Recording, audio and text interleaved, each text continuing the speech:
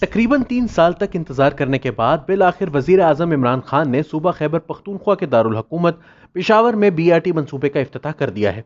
मंसूबे के इफ्तिताह के बाद अब सूबा खैबर पख्तूनख्वा खास तौर पर पेशावर के शहरियों को सफर की बेहतर और जदीद सहूलत मैसर आ सकेगी।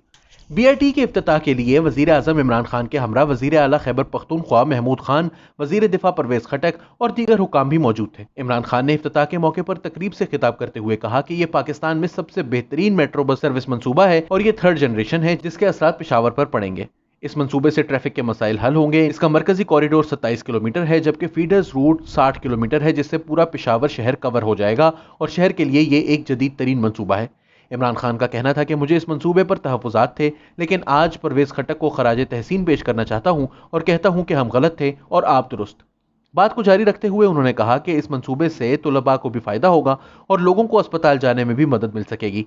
साथ ही वजीर आजम का यह भी कहना था कि इस मंसूबे से पेशावर में आपकी फीकस आमदनी बढ़ जाएगी और शहर के ट्रांसपोर्ट में बेहतरी आएगी।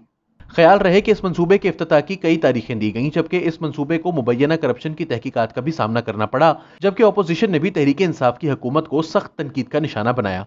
बीआरटी पेशावर को अक्टूबर 2017 में शुरू किया गया था और इसे उस वक्त 6 माह यानी अप्रैल 2018 तक मुकम्मल करने का ऐलान किया गया था और उस वक्त इसकी लागत 49 अरब रुपए लगाई गई थी। ताहम इस मंसूबे के डिजाइन में मुसलसल तब्दीली और नई चीजों के शामिल करने की वजह से न सिर्फ मंसूबे की तकमील पहली डेडलाइन पर ना हो सकी, बल्कि इसकी लागत में भी 17 अरब रुपए का इजाफा हो गया और ये 66 अरब 43 करोड़ रुपए से तजावुज कर गया। रेडियो पाकिस्तान के मुताबिक इस मंसूबे की लागत तकरीबन 70 अरब रुपए आई है, जबकि इसका 27 किलोमीटर तवील मरकजी कॉरिडोर 31 स्टेशन के साथ है, जबकि 7 फीडर्स रूट 62 किलोमीटर को जोड़ते हैं, जिसमें 146 स्टॉप्स हैं और इससे हजारों लोग मुस्तफीद हो सकेंगे।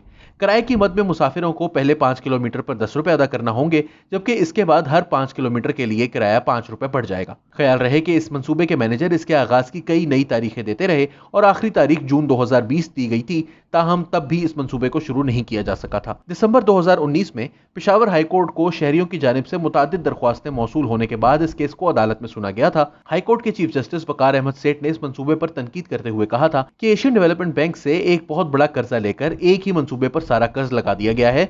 उन्होंने कहा था कि इस मंसूबे की शुरुआत से कबल हुकूमत ने कोई फिजिबिलिटी और वायबिलिटी रिपोर्ट नहीं बनाई। वकार अहमद सेठ ने FIA को हिदायत की थी कि मंसूबा कई बार डेडलाइन देने के बावजूद अब तक मुकम्मल नहीं हुआ है और इसकी लागत भी 49.5 अरब से बढ़कर 66 अरब से तजावुज कर गई है।